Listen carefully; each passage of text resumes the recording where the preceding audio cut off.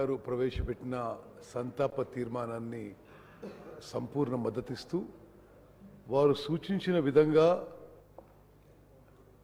గౌరవ మన్మోహన్ సింగ్ గారికి హైదరాబాద్లో ఒక మంచి మెమోరియల్ విగ్రహం ఏర్పాటు చేయడం కూడా చాలా సముచితంగా ఉందని చెప్పి నేను కూడా భావిస్తున్నాను. అదేవిధంగా హౌస్ తీర్మానించి మరి వారికి భారతరత్న అవార్డు చేయాలని చెప్పి కూడా వారి సూచనను పూర్తిగా అంగీకరిస్తున్నాను. Doctor Manmohan Singh is one of the greatest illustrious sons of India. వారు పుట్టింది ప్రస్తుత పాకిస్తాన్లో ఒక నిరుపేద కుటుంబంలో. వారు అక్కడి నుంచి మరి ప్రస్తుత పంజాబ్కి వచ్చి అక్కడ చండీగఢ్లో మరి ఉన్నత విద్యను అభ్యసించి చాలా రేర్ వారు ఆక్స్ఫర్డ్లో క్యాంబ్రిడ్జ్లో మరి ప్రపంచంలోనే ప్రపంచ ప్రఖ్యాత 2 యూనివర్సిటీస్లో వారు ఉన్నత విద్య అభ్యసించడం కూడా మనందరం గమనించాలి. అదేవిధంగా ఈ దేశంలో ఉన్న ఉన్నత పదవులు చాలా వారు అలంకరించారు. వారు మరి ఫైనాన్స్ సెక్రటరీగా ఉన్నారు గవర్నమెంట్ ఆఫ్ ఇండియాగా, రిజర్వ్ బ్యాంక్ ఆఫ్ ఇండియా గవర్నర్గా ఉన్నారు, ప్లానింగ్ కమిషన్ డిప్యూటీ చైర్మన్గా ఉన్నారు, మరి యూనివర్సిటీ గ్రాంట్స్ కమిషన్ చైర్మన్గా ఉన్నారు, మరి దేశానికి గొప్ప ఆర్థిక మంత్రిగా ఉన్నారు, మరి రాజ్యసభలో లీడర్ ఆఫ్ అపోజిషన్గా ఉన్నారు, మరి 10 ఏళ్ల పాటు మరి భారతదేశానికి ప్రధానమంత్రిగా ఉండి అద్భుతమైన సేవలు అందించిన విషయం కూడా మరి ఈరోజు గుర్తు చేసుకోవాలి. మరి ముఖ్యమంత్రి గారు అన్నట్టుగా ల్యాండ్ అక్విజిషన్ విషయంలో ఒక ల్యాండ్ మార్క్ లెజిస్లేషన్ తీసుకోవడం జరిగింది.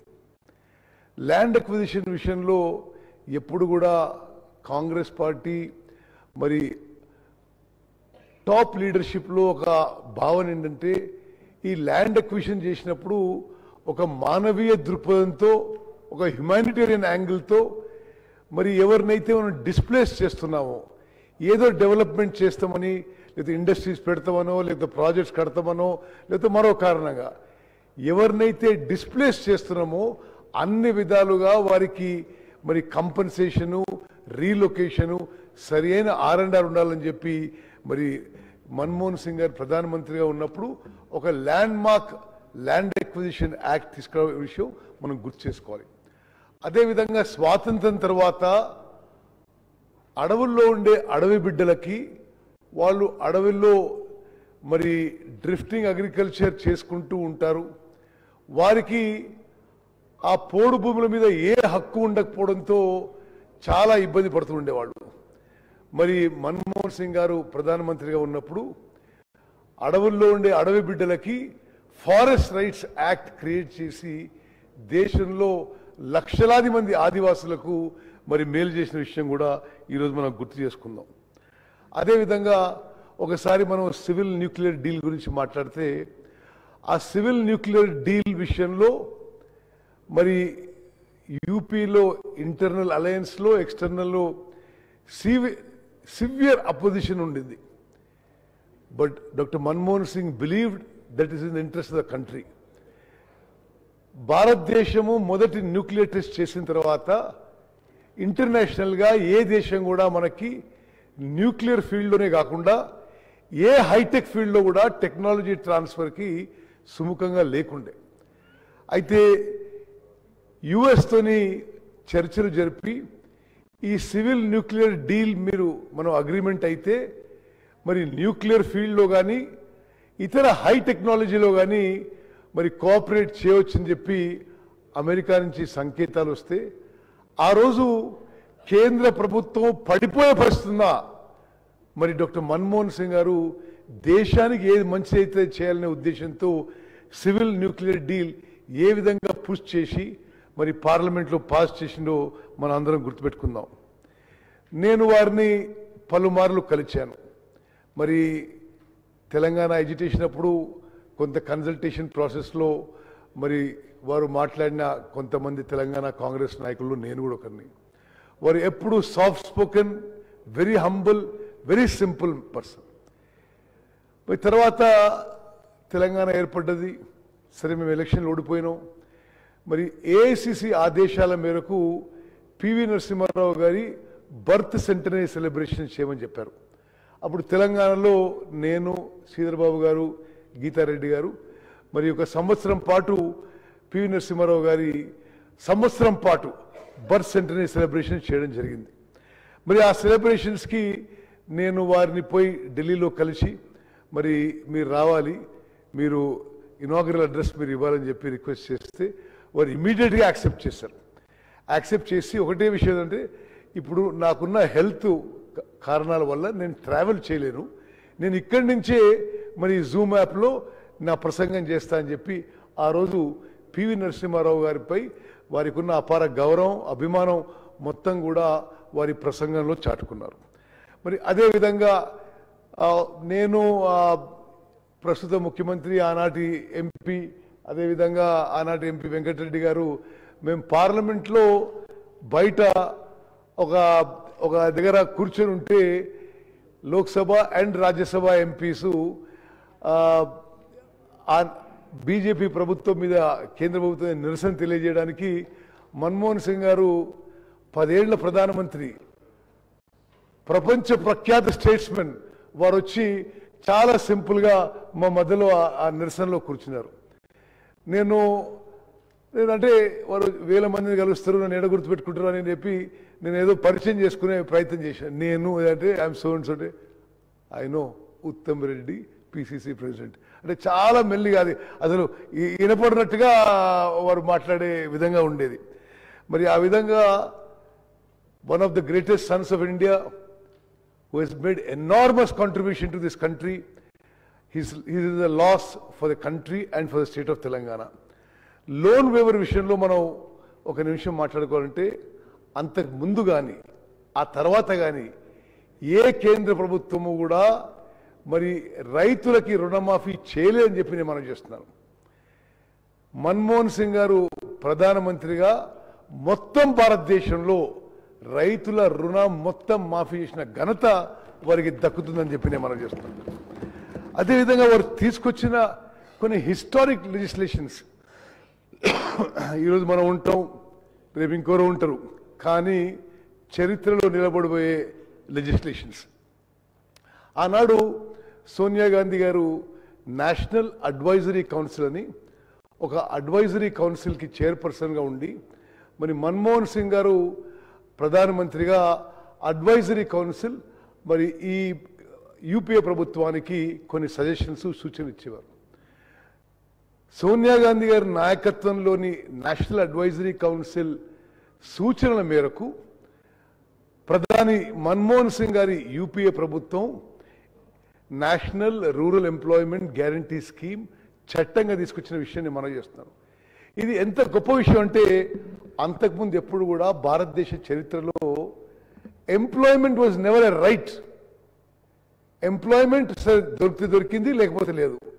కానీ గ్రామీణ భారతదేశంలో ఈ రూరల్ డిస్ట్రెస్, ఫైనాన్షియల్ డిస్ట్రెస్ చాలా ఉందని, ఈ మైగ్రెంట్ లేబర్ ప్రాబ్లం చాలా తీవ్రంగా ఉందని గమనించి మనము రూరల్ ఇండియాకి ఏదో విధంగా మరి ఈ మైగ్రెంట్ లేబర్కి, ఈ పని దొరికిన లేబర్కి మరి ఉపాధి కల్పించాలి, కొంత రూరల్ ఎకానమీకి కొంత అమౌంట్ పంపించాలని ఒక మంచి ఉద్దేశంతో ఎన్ఆర్ఈజీ స్కీమ్ మొదలుపెట్టడం జరిగింది. ఆనాటి నుంచి ఈనాటి వరకు చాలామంది చాలా విమర్శలు చేశారు. కానీ even today the main stay of rural economy in India is the Mahatma Gandhi national rural employment guarantee scheme. అదేవిధంగా ప్రభుత్వంలో ఉండేవాళ్ళు ఎవరు కూడా వాళ్ళని ఇతరులను ప్రశ్నించడం ఎవరికి ఇష్టం ఉండడం లేదు, రాష్ట్ర ప్రభుత్వాలకు కానీ కేంద్ర ప్రభుత్వాలకు కానీ. మరి మనం చూస్తున్నాం, అంటే ముందు కూడా కేంద్ర ప్రభుత్వాలను చూస్తున్నాం, తర్వాత కూడా చూస్తున్నాం, రాష్ట్ర ప్రభుత్వాలను చూస్తున్నాం. ఎవరైతే ప్రభుత్వంలో ఉన్నారో వాళ్ళు జవాబుదారితనంగా ఉండాలి, ట్రాన్స్పరెంట్గా ఉండాలి, ఇన్ఫర్మేషన్ ఎవ్రీ సిటిజన్స్కి అవైలబుల్ ఉండాలి అని రైట్ టు ఇన్ఫర్మేషన్ ఒక హిస్టారిక్ లెజిస్లేషన్ తీసుకొచ్చారు. అంటే నువ్వు 10 రూపాయలు కడితే ఏ పౌరునికైనా తహసీల్దార్ నుంచి ప్రధానమంత్రి వరకు ప్రజా సొమ్ముతో ఏ యాక్టివిటీ చేసినా పూర్తి వివరాలు ఇవ్వాల్సిన బాధ్యత రెస్పాన్సిబిలిటీ ప్రభుత్వం మీద ఈ హిస్టారిక్ లెజిస్లేషన్ పెట్టడం ఇది మనం అందరం గమనించాలి. అదేవిధంగా మరి రైట్ టు ఎడ్యుకేషన్, మరి నేను ముందు చెప్పినట్టుగా మన్మోహన్ సింగ్ గారు చాలా పేదరికంలో పుట్టారు. వారి చిన్ననాటి ఎడ్యుకేషన్ కూడా చాలా కష్టంగా అయింది. అయితే ఒకనాడు వారు అన్న మాటలు నేను రిపీట్ చేస్తున్నాను. I read under the dim light of a kerosene lamp. I am what I am totally because of education. So I want the light of education should reach to all. ఇది మన్మోహన్ సింగ్ గారి మాటలు. ఈ మాటలు అని వారు right to education తీసుకొచ్చారు. అంటే 6 ఏళ్ల నుంచి 14 ఏళ్ల వరకు ప్రతి పిల్లవాడికి education is a fundamental right. భారతదేశంలో అంతకుముందు ఎక్కడ లేదు. దానికి అనుగుణంగా మరి కేంద్ర ప్రభుత్వాలు కానీ రాష్ట్ర ప్రభుత్వాలు కానీ ఎడ్యుకేషన్ ఇన్ఫ్రాస్ట్రక్చర్ క్రియేట్ చేసి మరి ఇన్ని కిలోమీటర్ల లోపల 6 ఏళ్ల నుంచి 14 ఏళ్ల లోపల ఉండే అందరి పిల్లలకి మరి ఎడ్యుకేషన్ ఈజీగా ఫ్రీగా అందుబాటు ఉండే విధంగా ఈ చారిత్రక చట్టం తీసుకొచ్చిన విషయం కూడా ఈరోజు మనం గుర్తు చేసుకుందాం. అదేవిధంగా ఫుడ్ సెక్యూరిటీ యాక్ట్, దేశంలో ఎవరు కూడా ఆకలి చావులు చావొద్దనే ఉద్దేశంతో మరి ఫుడ్ సెక్యూరిటీ యాక్ట్ అని ఒక చారిత్రాత్మక ఒక హిస్టారిక్ లెజిస్లేషన్ మన్మోహన్ సింగ్ గారి ప్రభుత్వం తీసుకొచ్చింది. దాని కిందనే ఇప్పటి ప్రభుత్వాలు కూడా మరి తెలంగాణలో కూడా ప్రతి పౌరునికి 6 కిలోల బియ్యం ఉచితంగా ఇవ్వబడుతుందని చెప్పి నేను మనవి చేస్తున్నాను. చివరిగా స్పీకర్ గారు, it is a historic day for the Assembly of Telangana. The person who played a key role, instrumental role in the creation of Telangana, we are all paying tribute to him. నిస్సందేహంగా సోనియా గాంధీ గారు మరి UPA చైర్పర్సన్గా ఉండి, మన్మోహన్ సింగ్ గారు ఆనాటి ప్రభుత్వానికి కోalition గవర్నమెంట్కి ప్రధానమంత్రిగా ఉండకపోతే మరి తెలంగాణ రాష్ట్రం రావడం అనుమానమే. వారు ఇరువురు కూడా తెలంగాణ రావడానికి ఏమేమి చేయాలో అన్ని చర్యలు తీసుకున్నారు. ఆ రోజు మరి ఒకటి కాంగ్రెస్ పార్టీ నష్టపోతుంది అందరికి తెలుసు. అదేవిధంగా ఒక ప్రాంతం వారు విడిపోయే పెద్ద భాగం ఉన్న వాళ్ళు చాలా తీవ్రంగా దీన్ని వ్యతిరేకిస్తున్నారు. ఎవరేమనుకున్నా సరే మరి తెలంగాణ రాష్ట్రం ఇవ్వాలనే దృఢ సంకల్పంతో సోనియా గాంధీ గారు మన్మోహన్ సింగ్ గారు ముందుకు పోయినందుకే ఈరోజు తెలంగాణ రాష్ట్రం ఏర్పడదని చెప్పి ఈరోజు శాసనసభలో మనం రికార్డ్ చేసుకోవాలి. ఎందుకంటే ఆ రోజు మనం పరిస్థితి గమనిస్తే కాంగ్రెస్ పార్టీ అధికారంలో ఉంది. లోక్సభలో మరి చాలామంది సభ్యులు దాన్ని వ్యతిరేకిస్తున్నారు. అయినా సరే ఎవరేమనుకున్నా సరే ఇది న్యాయం, ఇది ధర్మం, ఇది చేయాల్సిన పని, ఇది మాట ఇచ్చినామని చెప్పి లోక్సభలో ఈ తీర్మానము ఈ చట్టం పాస్ చేశారు. అదేవిధంగా రాజ్యసభలో చట్టం పాస్ చేశారు. అదేవిధంగా president of India gazette notification మరి ఇవ్వడంలో కూడా మన్మోహన్ సింగ్ గారి పాత్ర ఇవన్నిటిలో గొప్పదని చెప్పి నేను మనం చేస్తాను. చివరిగా నేను ఆ రోజు తెలంగాణ కాంగ్రెస్ పార్టీ నుంచి ప్రతినిధిగా ఒక విషయం ఈరోజు ఆన్ రికార్డ్ చెప్పదలుచుకున్నాను. ఆ రోజు తెలంగాణ రాష్ట్రం ఇవ్వాలనా వద్దా, ఇస్తే హైదరాబాద్ నగరానికి ఏ స్టేటస్ ఇవ్వాలి, హైదరాబాద్ నగరానికి వచ్చే ఆదాయం ఎట్లా విభజించాలని పలుమార్లు చర్చలు జరిగినాయి. ఆ కన్సల్టేటివ్ మీటింగ్స్లో నేను కూడా తెలంగాణ కాంగ్రెస్ ప్రతినిధిగా పాల్గొన్నాను. ఆనాడు కూడా ఉమ్మడి ఆంధ్రప్రదేశ్లో 23 జిల్లాలు ఉంటే సరే హైదరాబాద్ నగరం was the financial capital, was the financial source of combined Andhra Pradesh also. Srikrishna commission కూడా ఎప్పుడైతే ఆప్షన్ 1 to 5 రాశారో మరి వేరు ఆప్షన్స్ ఇచ్చారు. మరి రాష్ట్రాన్ని విభజించినప్పుడు హైదరాబాద్ ఇట్లా చేయాలి అట్లా చేయాలని. కానీ నేను ప్రత్యక్ష సాక్షిగా మనవి చేస్తున్నాను, ఆనాడు సోనియా గాంధీ గారు మన్మోహన్ సింగ్ గారు తీసుకున్న నిర్ణయం అండ్ అన్ఎన్కంబర్డ్ హైదరాబాద్ అంటే ఎటువంటి ఆంక్షలు లేకుండా Hyderabad will be A capital of Telangana, all revenue Hyderabad will come to Telangana అనే నిర్ణయం తీసుకొని ఈరోజు తెలంగాణ రాష్ట్రం ధనిక రాష్ట్రం కావడానికి, ఫర్ తెలంగాణ రాష్ట్రం for Telangana state to be the map of India, for the Hyderabad to be the fastest growing city in the country, and for Telangana to be fastest growing city. I mean, it is a contribution of Sonia Gandhi and Manmohan Singh.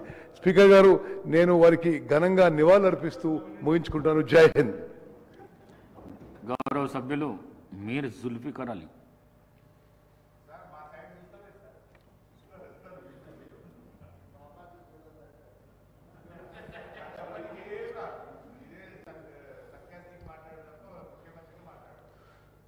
मोहतरम speaker साहब,